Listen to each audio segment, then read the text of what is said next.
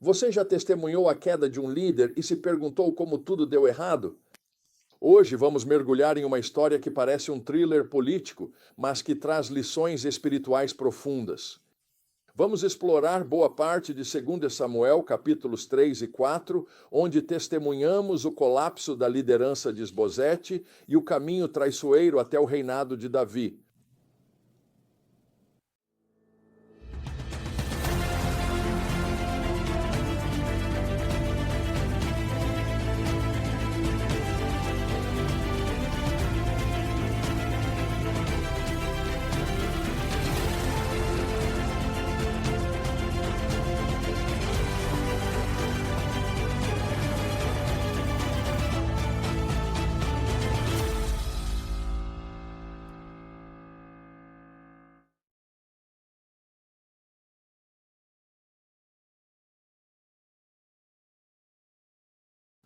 A mensagem principal desta passagem está em 2 Samuel 3, versículos 9 e 10, onde Abner declara: Agora esta declaração destaca a casa de Saul e estabelece o trono de Davi sobre Israel e Judá, de Dan até Berseba.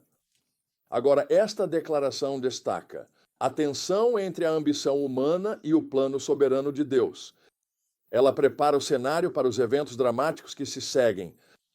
Nossa história começa com uma luta pelo poder dentro do acampamento de Esbozete.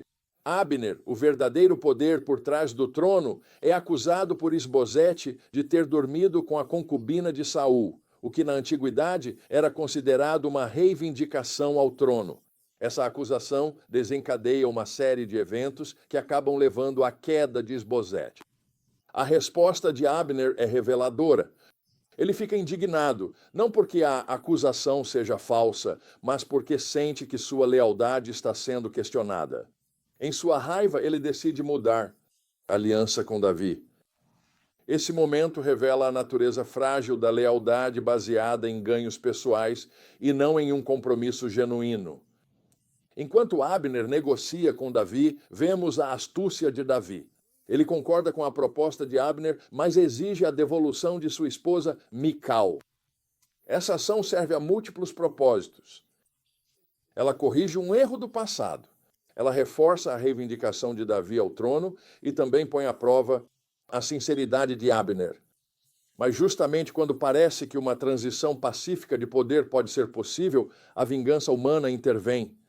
Joabe, o comandante militar de Davi, assassina Abner em retaliação pela morte de seu irmão.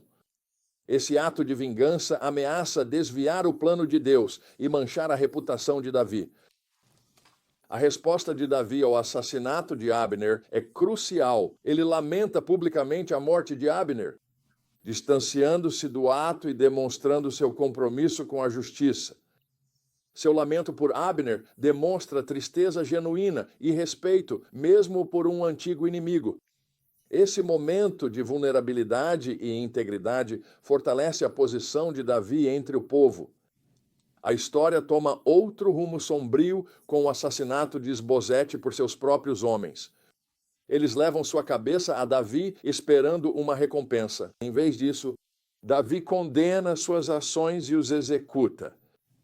Essa resposta reforça ainda mais o caráter de Davi e seu respeito pelos ungidos de Deus.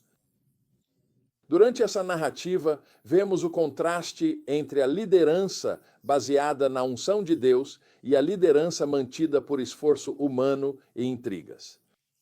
O governo fraco de Esbozete, sustentado pela força de Abner, desmorona diante da traição e da violência. Davi, por outro lado, continua a agir com integridade, buscando justiça e honra, mesmo para com seus inimigos. Essas passagens nos ensinam várias lições cruciais. Primeiro, elas nos mostram o perigo de uma liderança construída sobre fundamentos instáveis.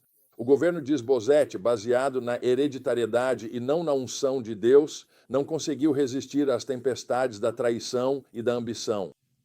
Em segundo lugar, vemos o poder destrutivo da vingança e das disputas pessoais.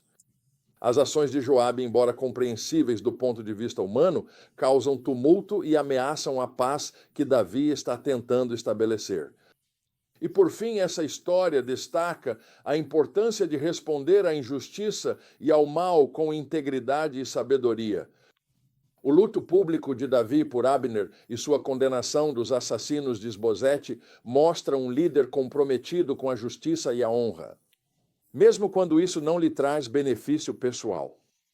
Então, como podemos aplicar essas verdades às nossas vidas hoje? Primeiro, construa sua liderança sobre o alicerce sólido da integridade e da orientação de Deus, e não sobre ambição pessoal ou aprovação humana. Depois, resista à tentação da vingança quando for injustiçado. Confie que Deus trará justiça no tempo e da maneira dele. E responda a conflitos e acusações com graça e sabedoria, buscando a reconciliação sempre que possível. Além disso, honre os outros, até mesmo seus oponentes, reconhecendo que toda autoridade vem, em última instância, de Deus. E por fim, mantenha-se firme na justiça e na verdade, mesmo quando isso não for vantajoso pessoalmente. A queda de Esbozete e a ascensão de Davi nos lembram que a verdadeira liderança não se trata de apegar-se ao poder, mas de servir com integridade e justiça. Deixe-me te perguntar, existem áreas na sua vida em que você precisa abrir mão da ambição pessoal ou do desejo de vingança e confiar no plano de Deus? Como você pode liderar com mais integridade na sua esfera de influência? Lembre-se, assim como Davi, somos chamados a ser pessoas que honram a Deus na forma como lidamos tanto com aliados quanto com oponentes. É nesse lugar de integridade e confiança na soberania de Deus que encontramos o verdadeiro sucesso e o cumprimento dos propósitos dele em nossas vidas. Seja o líder que você foi chamado para ser.